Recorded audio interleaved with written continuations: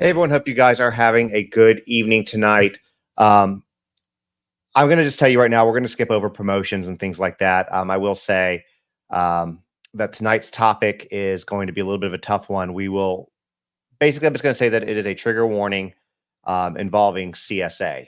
And we're going to talk about it only to the point of its pertinence to the rest of the discussion.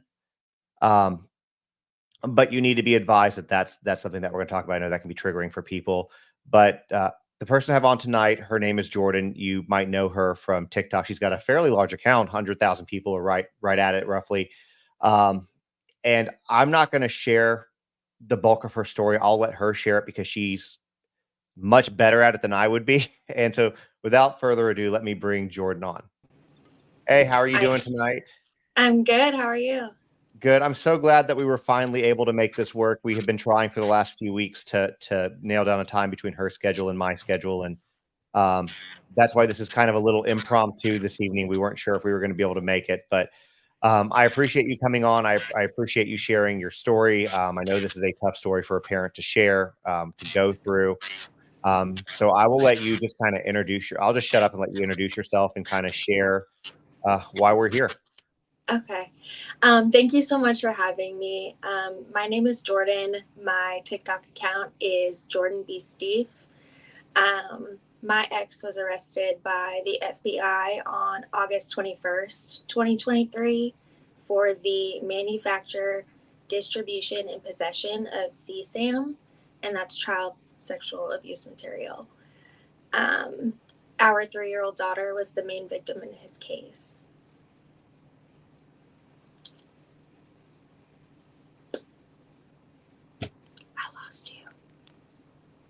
Oh, no, you didn't. It was me forgetting to hit the unmute button.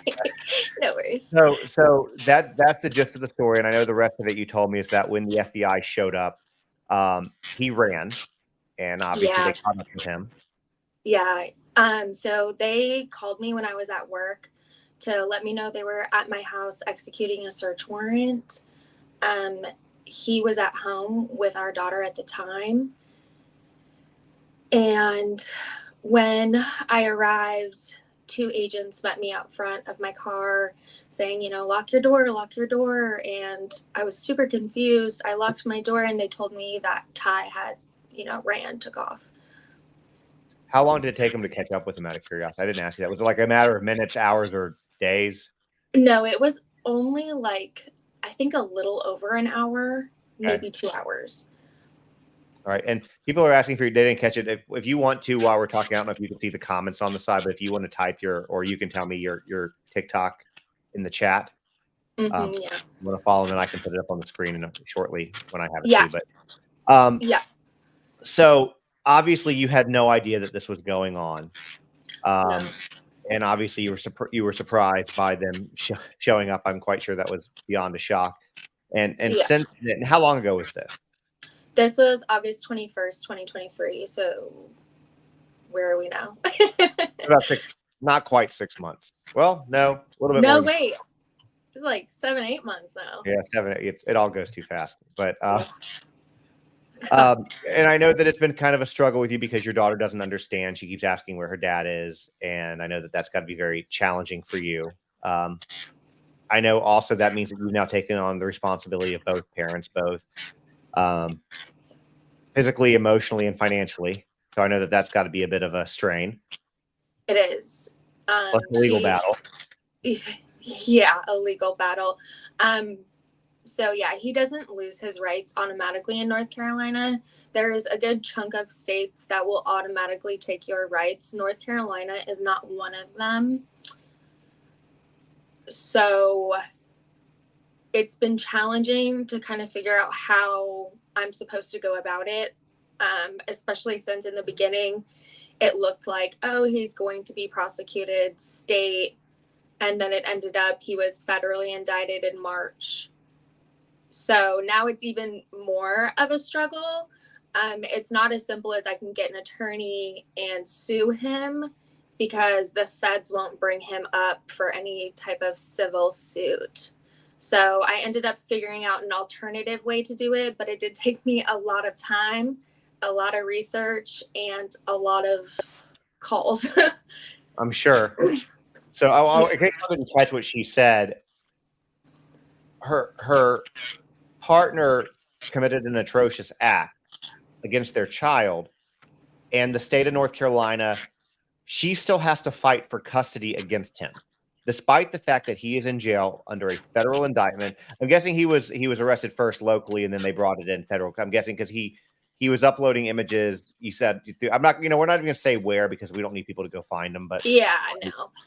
But he was uploading images, and so I'm guessing that then crossed interstate lines or whatever. So now that becomes federal. Yeah. So, I'm sorry. Yes, he. So the main agent on his case, like the main investigator on his case, she works for both the local police department, but she also works for the FBI on the Internet Crimes Against Children Task Force. So because she works in both units showed up. But yes, interstate because it involved the internet. So yes. Yeah, that makes sense because people anywhere could access what he was doing. Mm-hmm. So you said that you found alternate routes to try to go through this, and at this point you're still, I mean, it seems like it would be an easy win, to get custody with this given the situation. But I think that the point of it is that it shouldn't even be a fight. This should be automatic. In some other states it is automatic. Right. But she still has to fight. Now again, there's an extra layer because it's there's federal crimes here. So what does that look like for you up to this point, as far as it's like where you're at, what you're doing with it, and where things currently stand? Do you mean with the custody case or just okay? Yeah. Or whatever you want to. How about this? Whatever you want to share. Yeah. No, that's fine. So the custody case. So it was tricky because thank God we weren't married, right? Thank God we weren't married. But also in some areas, it did make it a little bit tricky trying to figure out which laws applied and which didn't, which other loopholes I might have to jump through. And so after I kind of looked into it for a while, I kind of found that not only would it be easiest to not actually sue him, because again, the feds will not bring him up. He's in jail on a federal hold, but he's not even in our area anymore. So the feds have told the agent on his case that they wouldn't bring him up. So it was easier to get him to agree to sign a contract stating that, I have full custody. I don't have to consult him for any type of decision-making process. I can take her wherever I need to take her. It's essentially the same thing as a strip of his rights without all the legal hoops. And so it did take, I think, 4 visits, and not in person because I couldn't do that. But it took 4 virtual visits with him to go through everything.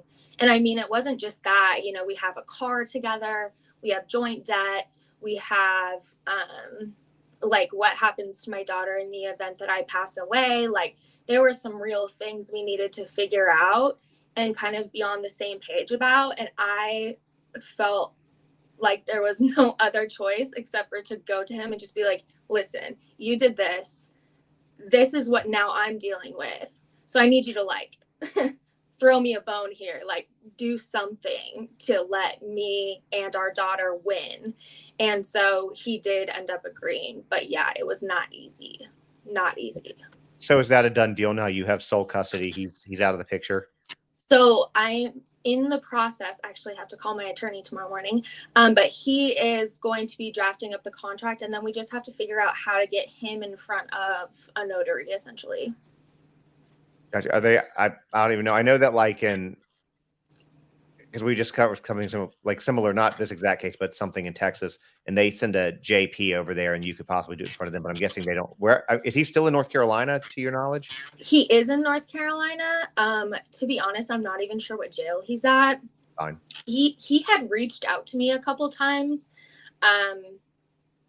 after our visitation. So we had a couple of video visitations, but after the fact, he had reached out to me on our daughter's birthday and on Easter, which was super weird. And he had sent me these messages because I guess they can use messaging apps in there. And so I made a couple videos about that on my TikTok, but other than that, I haven't heard anything from him, and I don't know. He actually just pled guilty in Okay, that's good.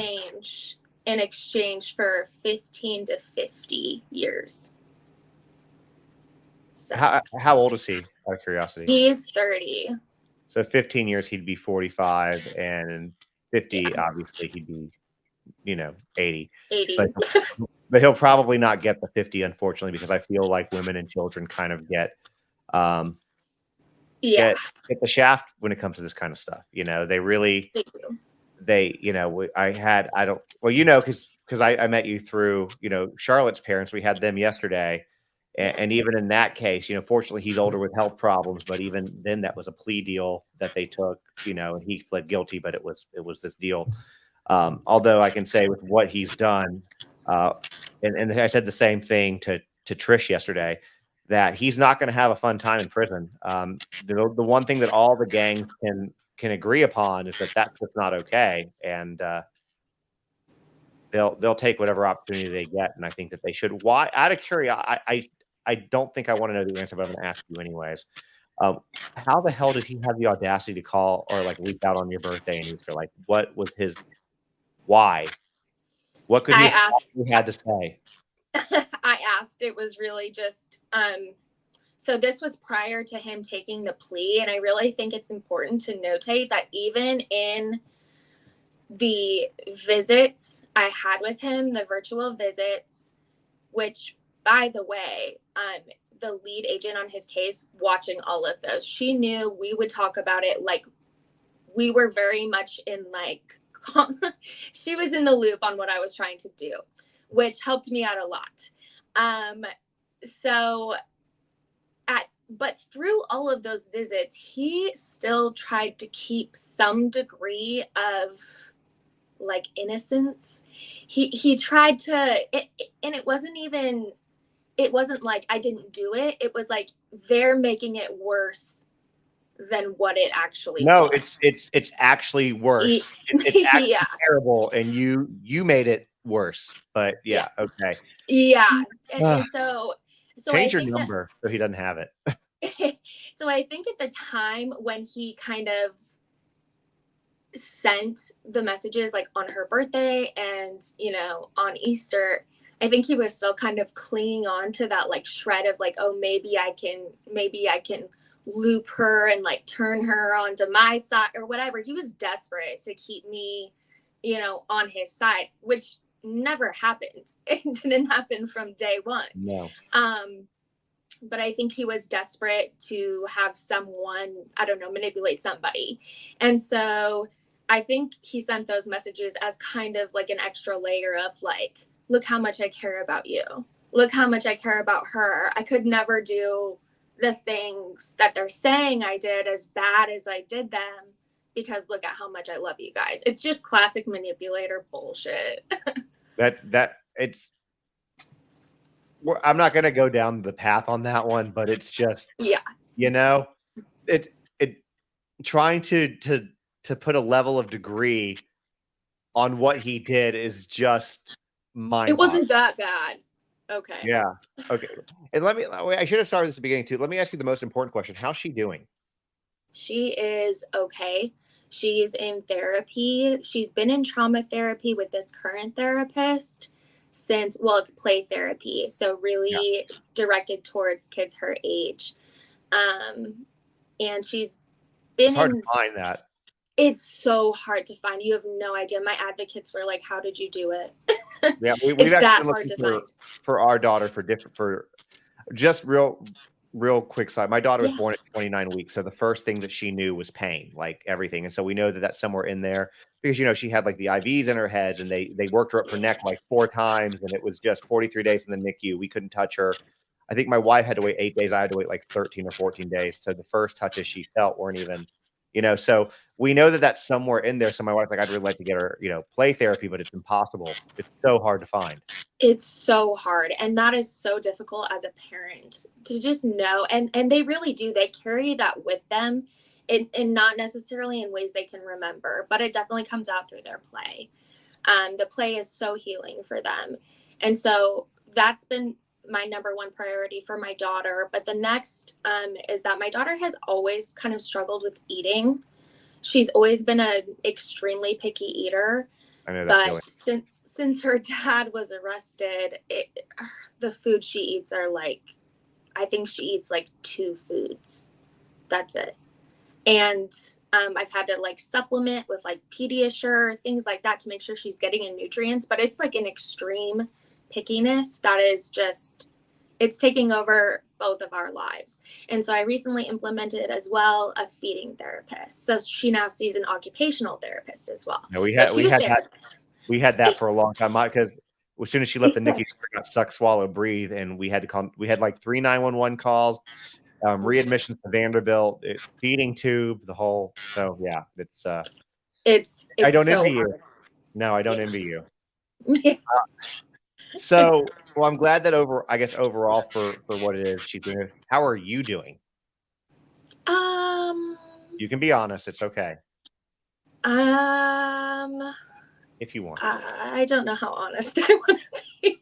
Yeah, it's up to you. I'm not great.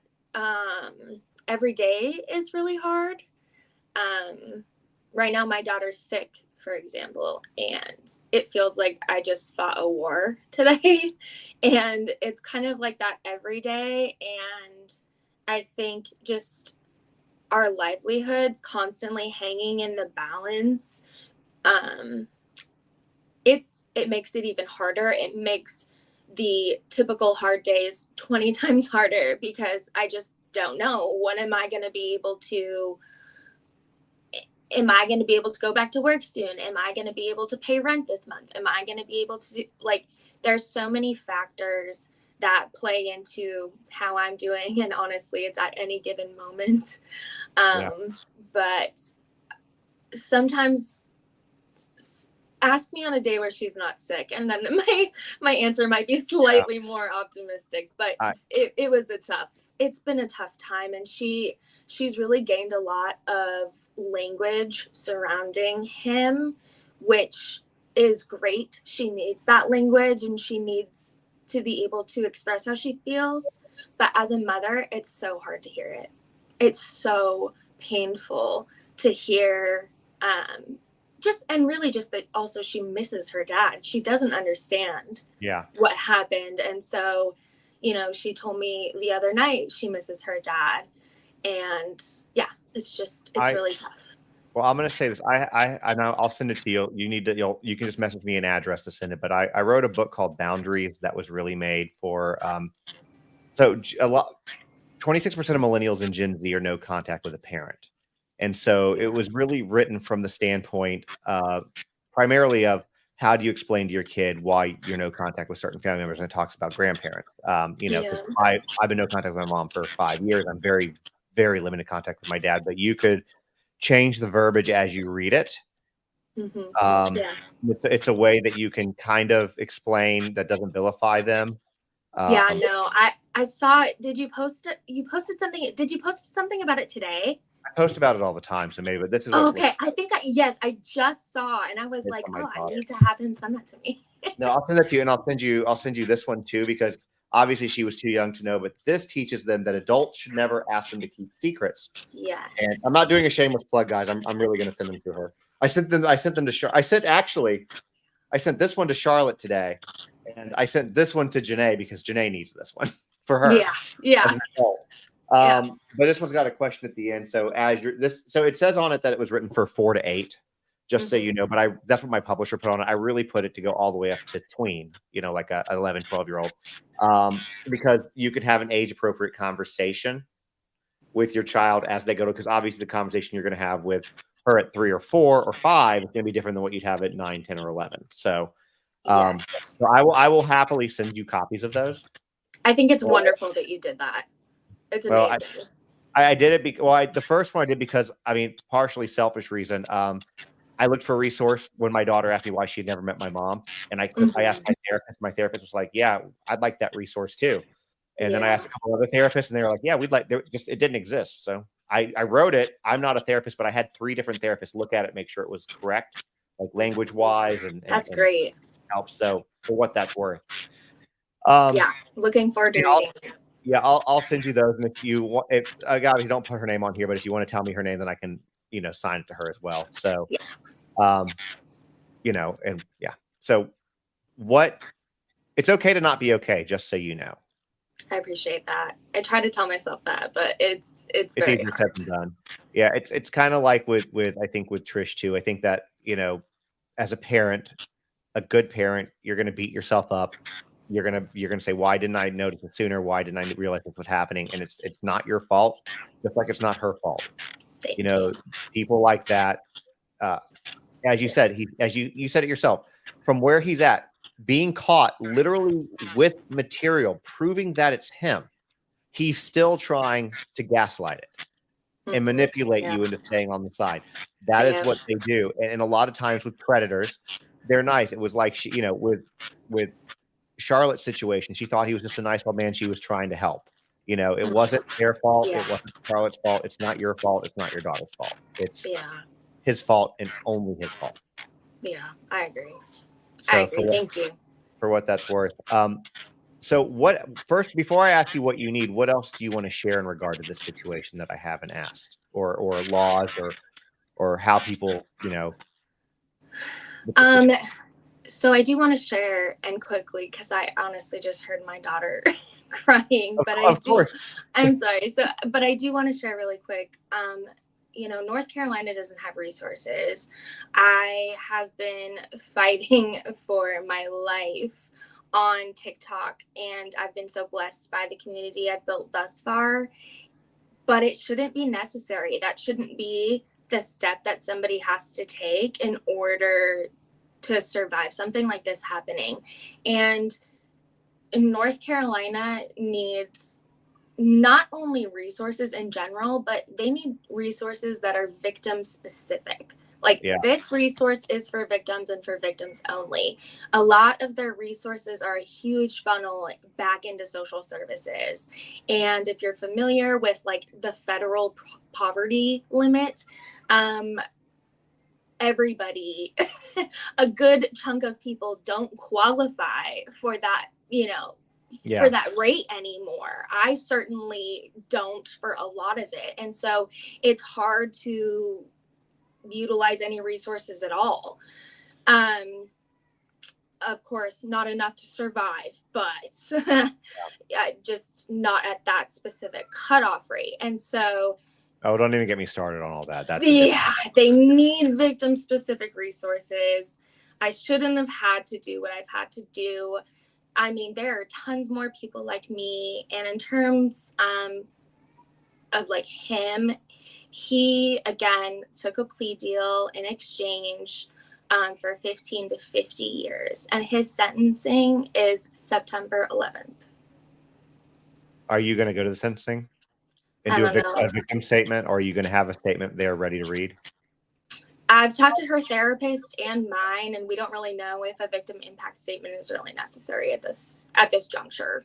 She Okay. doesn't have the verbiage, and honestly, No, it would be she me doesn't. writing it. So we just don't know if it's really necessary, but we're going to keep talking about it. Yeah, I get that. Talk to your lawyer, because obviously you want them to levy the maximum sentence they can in regard to this. So, For sure. For sure. so a couple things real quick, because I know that if she's up, it's only limited. Yeah. But so I want to throw this one first up on the screen. So Judy has been a mod for me pretty much everywhere. She's been with me forever. She helps me with all sorts of lawyer stuff. She pretty much, for all intents and purposes, is my attorney, even though she's up in Michigan. So she said that she'd be willing to help set up a trust, so I can put you in contact with her as well. That would be If you'd great. like. She does, and to kind of, and I know she doesn't mind me sharing this because she shares it often too. She herself is a CSA survivor. Oh man, yeah. But except she's from an era where it was swept under the rug. Yeah. Parents didn't believe you. It was your fault. I mean, that was kind of the era that she's from. So, Yeah.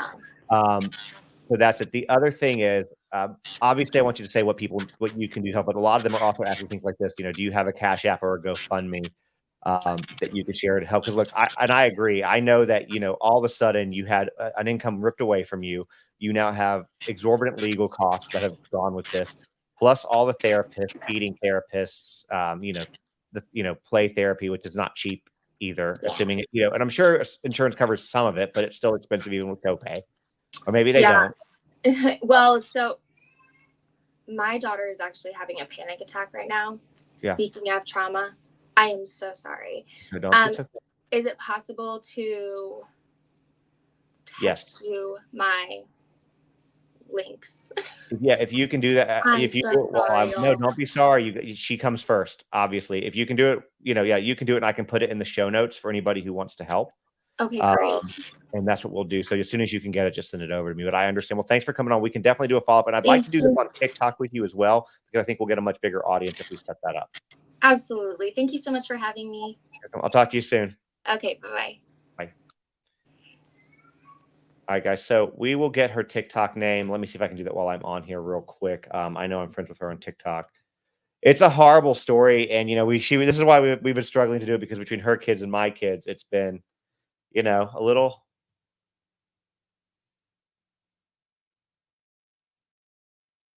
Here it is right here. So I'm going to drop in the chat real quick. I'll drop it in the chat, and I will drop it on as a thing.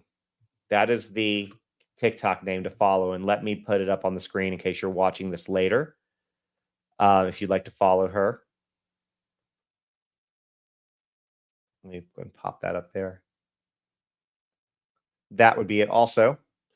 And let me just check real quick if I can go to her profile and see if maybe, just maybe, she's got a GoFundMe in there.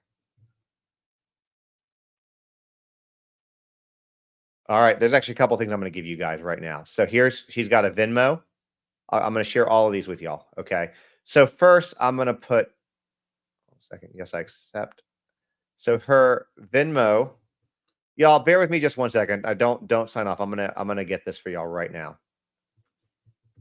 I'm gonna scroll it across the bottom here. Bear with me. I'm on her website. So I'll say this while I'm doing this. If you go to her profile, which is Jordan B. Steph, okay, and you follow her link, she's got a link tree. So on that link tree, she's got several ways to help that you can help her. And so we're going to give you that as well.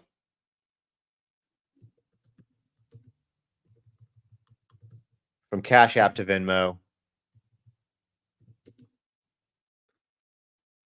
And in fact, actually, let me see if I can do this while I'm doing this. Hold on. If y'all want to do Cash App, there's the QR for that.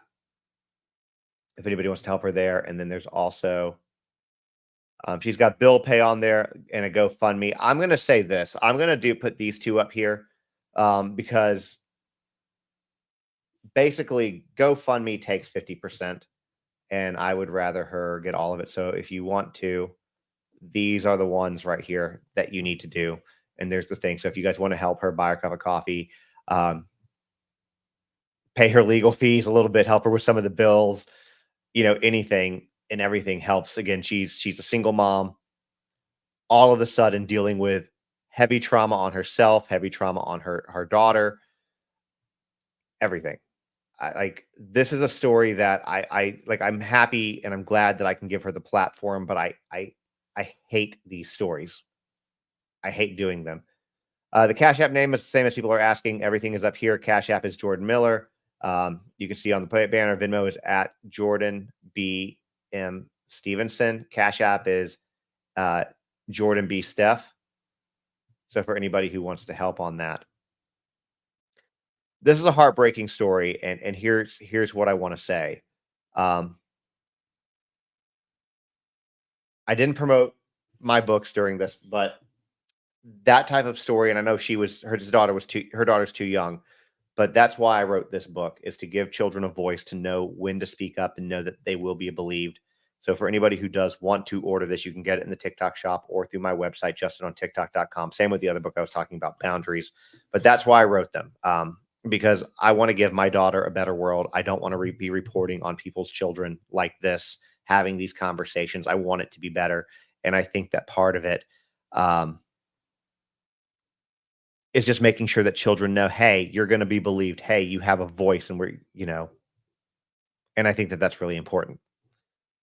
So that being said, we're going to go ahead and end this live. I'm going to be jumping on, just so everybody knows, in about 10, 15 minutes. I'm going to be jumping on to do a Micah Miller live as well, because there's been a lot of updates in that. Um, you know, so yeah. And Judy, I will get you in touch with them. Anybody else who wants to help, who has an idea outside of cash, or sending money to help with that, ways to get involved, things like that. Please in the comments drop something. Whether you're watching it now, you're watching it later. I will read those, and we'll make sure that if there's any pertinent information that Jordan needs, I'll make sure to get it to her. And this is just a really crappy story. This is somebody who was supposed to protect his child and instead abuse his child. And yes, I know it happens, and happens far too often. You just hate hearing about it. And for the people asking if I'm going to be live on YouTube or TikTok here, both, but you're only going to see stuff here. Like, you're going to see what I'm throwing up on the screen here, not on TikTok. So unless I flip it around. Anyways, I appreciate y'all tuning into this one. I know it was kind of impromptu. I know it was kind of tough. But thank you all for listening. Thank you for helping, and thank you for helping to continue to be advocates for, people who are in these situations. I will see you guys soon.